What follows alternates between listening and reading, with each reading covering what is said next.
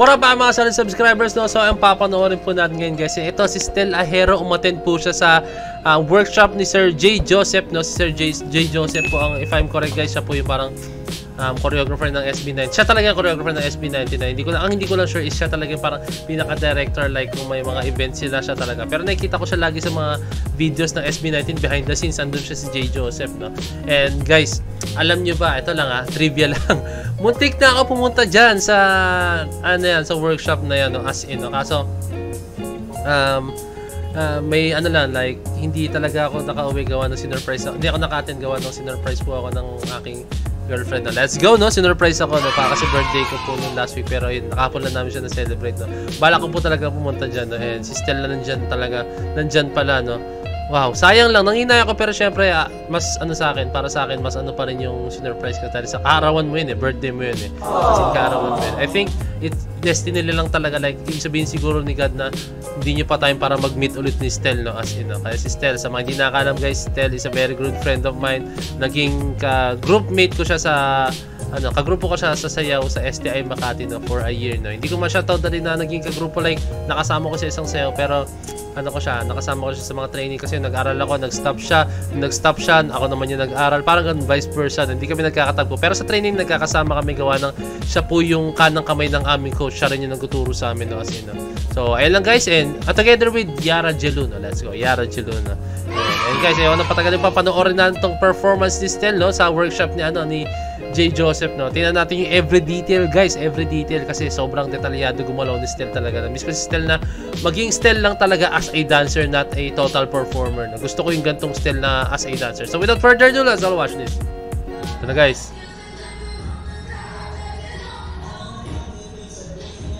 Woo! Na-pause na ako. Yung details guys, temo. Si J. Joseph ba ito nakapula? Wait lang guys, para si J. Joseph yung nakapula guys. Okay, tuloy natin. Damn, those details guys. As ahul muna natin, mamaya na reviewin. Ooh!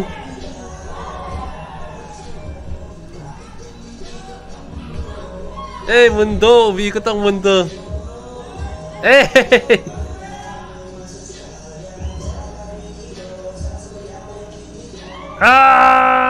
Okay, may second part pa siya, pero dito muna tayo sa every details guys, survey natin.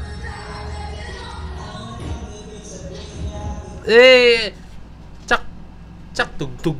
Yung every details guys, every control, like every tuldok ng galaw nagkukuha ni Stel talaga guys, as in yung tak tugtug. Dapat yung every dynamics ng galaw makuha mo, pero nakuha ni Stel talaga, na hit niya as in, like from solid and then smooth, di ba? Kaya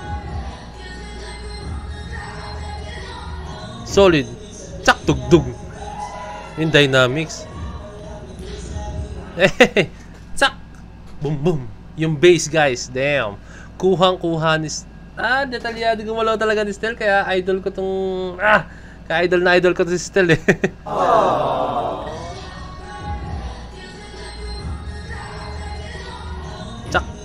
Tsak tugtug.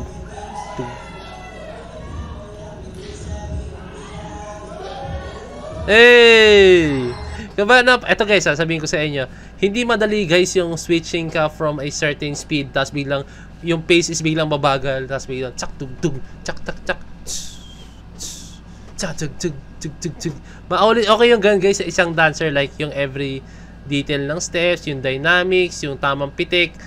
Pag nakita mo sa isang dancer yun guys, damn, sumaludo ka sa dancer na gano'n, na kaya niyang kontrolin yung galaw niya, no? Kaya niyang kontrolin yung galaw niya. Hindi yung all the time, kahit smooth yung steps, slow, in OA pa rin niya, like hindi niya na-control yung galaw niya, no? Which is kay Stel, from the looks of it guys, grabe, control niya yung galaw niya. Tak, tsak tugtug, tsak tugtug, tsak tugtug.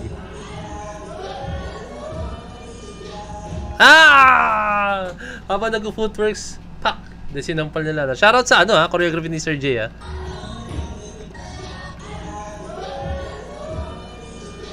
Damn, body coordination yun guys, mahirap yun. Like, habang yung gumagalaw yung paa mo, yung kamay mo, upper body mo is gumagalaw din.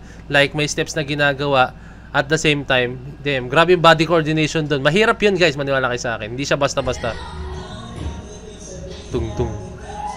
Yung repetition yung footworks mo tapos may steps kang ginagawa. Upper body. Ayan o. Woo! Yung footworks dun kasi niya. Yung musicality, grabe. Pakinggan yung lyrics.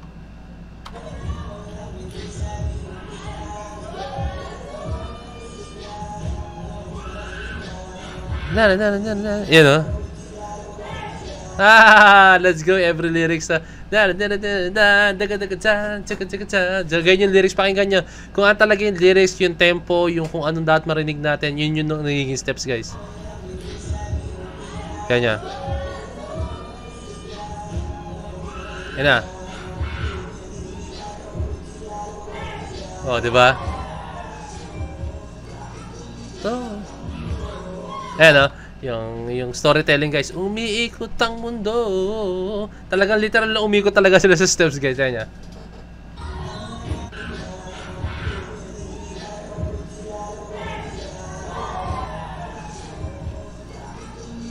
Ang mundo. So, bakit umiikot? So, una pa lang hinatak na niya yung sarili niya paikot. And then, umiikot na siya halfway. And then, all throughout na siya, umiikot na talaga. Napa-enjoy yung steps niya. Dagadindan. Ikot ang mundo. Hey! Dahil sa'yo, di ba? Like, dahil sa'yo, umakbay ka dahil sa'yo. Yeah, may makabay ka. Dahil sa'yo. Pero humarap lang siya sa kabila, no? Like, ganun. Like, siguro ibig sabihin ni Sir J dito is may inakbayan siya pero ang tingin niya talaga is nandito talaga yung mahal niya. Parang ganun, no? Kumbaga meron kang kasama pero may iba ka talaga. Hindi ko kasi alam yung kanta, baka yun yung meaning, no? May ikot ang mundo. Hey. Ayoko na. Literal na ayoko, di ba?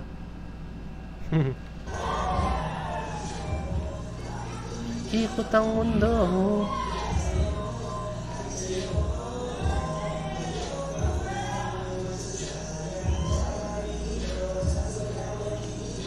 Hey, galing guys, solid. So may second part ba na guys? Okay, choreography. Baka same din.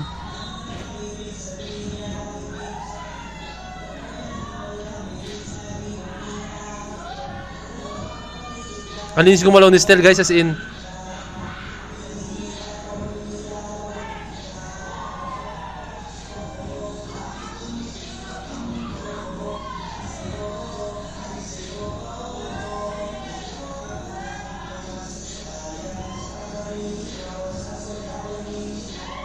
Oh, wow. May pag-appear pa si Stel, no? So, ang caption niya sa una, guys, ito, may caption siya.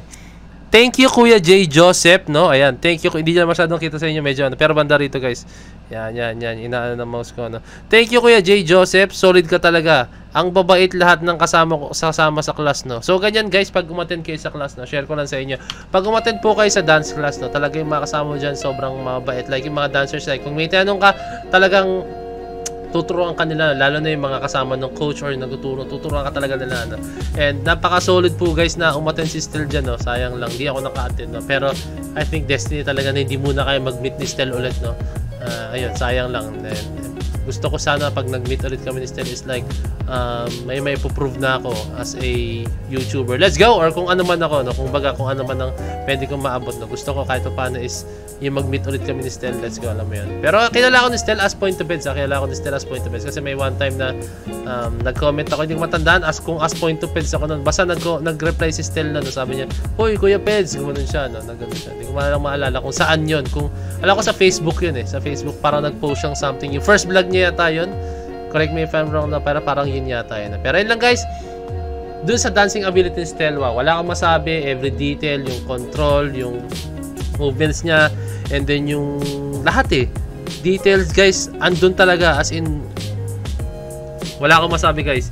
Siguro si Stel na siguro yung isa sa mga, actually guys, sabihin ko sa inyo, si Stel po yung isa sa mga dancer na nakilala ko nung nagsisimula ako sumayaw na sobrang inidolo ko talaga, as in from the start talaga, na personal na kilala ko talaga, as in sobrang solid sumayaw, hindi lang siya sa pagkanta, sa pagdating sa pagsayaw guys. Mas nakilala ko Stel as a dancer bago man, kasi dati hindi naman siya talaga kumakanta, no, ewan ko lang, pero every break time namin is bubirit siya ng kanta bigla, as in talaga, as in like break time namin bibirit yun ng mataas na boses talaga, as in akala ko nun laro-laro lang niya yan, pero hindi ko inaakala or hindi ko may imagine na darating si Stel sa point na ganito, as in, no?